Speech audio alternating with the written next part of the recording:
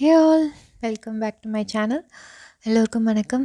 இன்றைக்கி Friday morning lunch box recipe பார்க்கலாம். நான் இன்றைக்கி லஞ்ச் பாக்ஸுக்கு பார்த்திங்கன்னா பச்சைப்பயிறு சாதம் தான் கட்ட போகிறேன். அதுக்கு வந்து ஒரு கிளாஸ் அரிசியும் அதில் அரை கிளாஸ் பச்சைப்பயிரும் ஊற வச்சுருக்கேன். அப்புறம் தொட்டுக்க வந்து சோயா சங்கி ஃப்ரை. ஆல்ரெடி இந்த ரெசிபி ஷேர் பண்ணியிருக்கேன், இருந்தாலும் ஒரு வாட்டி ஷேர் பண்ணுறேன்.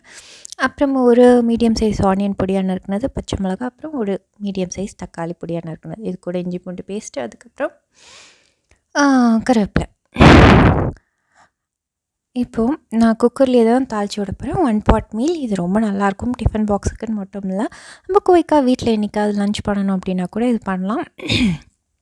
இதுக்கு தொட்டுக்க நம்ம வந்து நார்மலாக வத்தல், பொட்டேட்டோ சிப்ஸ் எடுத்து வேணால் வச்சுக்கலாம். ரொம்ப நல்லாயிருக்கும். ஸோ ஒரு குக்கரில் வந்து நான் இப்போ வந்து கொஞ்சம் ஆயில், அப்புறம் ஒரு 2 டீஸ்பூன் மாதிரி நெய் சேர்த்துருக்கேன். நெய் சேர்த்தா நல்லாயிருக்கும் சாதம். அப்புறம் கடுகு ஜீரகம் தாளிச்சிட்டு நம்ம நறுக்கி வச்ச பச்சை மிளகா, அதுக்கப்புறம் கருவேப்பிலை, ஆனியன் எல்லாம் சேர்த்து நல்லா வதக்குங்க. ஆனியன் நல்லா வதங்கணும். ஆனியன் நல்லா வதங்கினதுக்கப்புறமா நம்ம இஞ்சி பூண்டு பேஸ்ட் ஒரு 2 டீஸ்பூன் மாதிரி சேர்த்துக்கலாம். எந்த கலந்த சாதம் ரெசிபி இந்த மாதிரி புலாவ் மாதிரி நான் குக்கரில் தாளித்து விட்டு பண்ணுறதுக்கெலாம் கொஞ்சம் ஆனியன் நல்லா ப்ரௌன் ஆகிற வரைக்கும் வதங்கட்டும். அதுதான் நல்லா டேஸ்ட் கொடுக்கும். அதனால் வதங்கினதுக்கப்புறமா இஞ்சி பூண்டு பேஸ்ட்டு சேர்த்து வதக்கிட்டு, அதுக்கப்புறமா பச்சை வாடை போனதுக்கப்புறமா நீங்கள் தக்காளி சேர்த்து, தக்காளி நல்லா மசிகிற அளவுக்கு குக் ஆகட்டும். கொஞ்சம் உப்பு சேர்த்து விட்டிங்கன்னா சீக்கிரமாக மசிகிற அளவுக்கு குக் ஆகிடும். கொஞ்சமாக நான் உப்பு சேர்த்துட்டு அதை நல்லா வதக்கி விட்டுறேன். தக்காளியும் நல்லா நசுங்கிற அளவுக்கு வதங்கினதுக்கப்புறமா நம்ம ட்ரை மசாலா பவுடர் சேர்த்துக்கலாம். ட்ரை மசாலா பவுடர் பார்த்திங்கன்னா நார்மலாக நம்ம ரொட்டீன் மசாலா பவுட்ரு மட்டும்தான், ஸ்பெஷலாக எதுவுமே கிடையாது. மஞ்சத்தூள், மிளகாய்த்தூள், அதுக்கப்புறம் வந்து தனியாத்தூள், கொஞ்சமாக கரம் மசாலா, எல்லாம் ஒரு டீஸ்பூன்னா ஒரு அரை டீஸ்பூன் மாதிரி கரம் மசாலா சேர்த்துக்கலாம். அவ்வளோதான், வேறு எதுவுமே கிடையாது. மிளகாய்த்தூள் கூட நீங்கள் காரத்துக்கு தகுந்த மாதிரி சேர்த்துக்கலாம். ஏன்னா நம்ம பச்சை மிளகாவும் போட்டிருக்கோம் இல்லையா, அது காரத்துக்கு தகுந்த மாதிரி சேர்த்துக்கோங்க. ஆக்சுவலி இது ரொம்ப டேஸ்டியாக இருக்கும். நம்ம பச்சைப்பயிறு கடைஞ்சி நிறைய சாப்பிட்ருப்பீங்க. இந்த மாதிரி சாதமாக தாளிக்கும் போது நல்லாயிருக்கும்.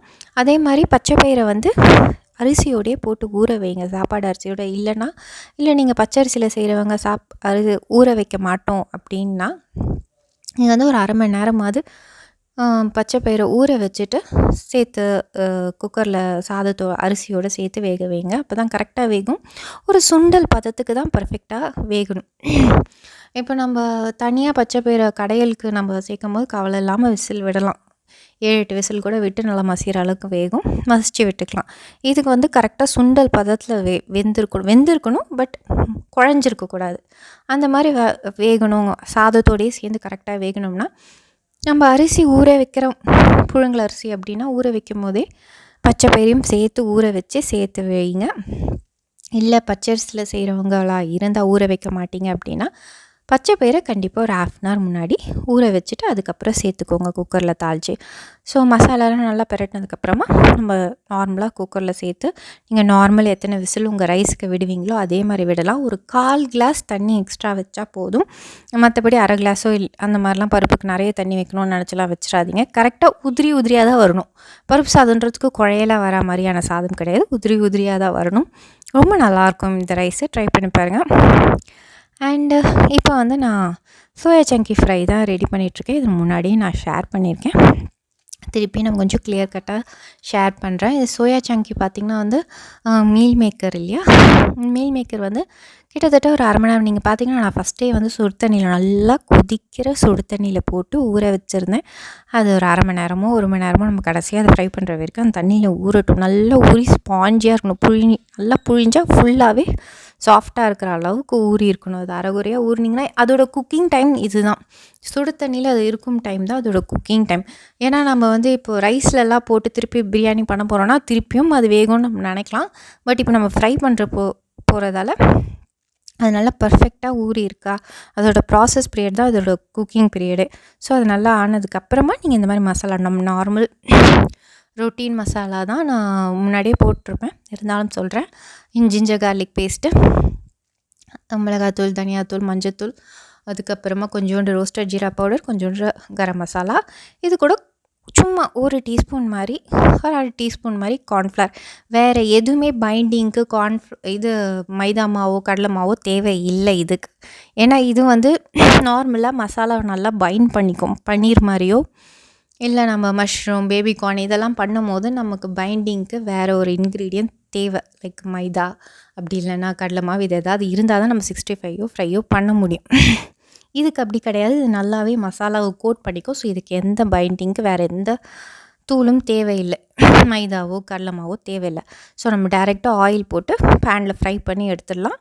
அண்ட் நீங்கள் ஆயில் ஆட் பண்ணும்போது நான் முன்னாடியே சொல்லியிருக்கேன், தேவையான அளவு ஷாலோ ஃப்ரைக்கு தேவையான அளவு மட்டுமே ஆயில் ஆட் பண்ணிக்கோங்க. அது எல்லா ஆயிலையும் ஃபைனலாக அப்சார்ப் பண்ணிடும். அதனால் தேவையான அளவு மட்டும் ஆயில் போட்டு இந்த மாதிரி நல்லா ஃப்ரை பண்ணி எடுத்துக்கோங்க. அவ்வளோதான். இன்றைக்கி லஞ்ச்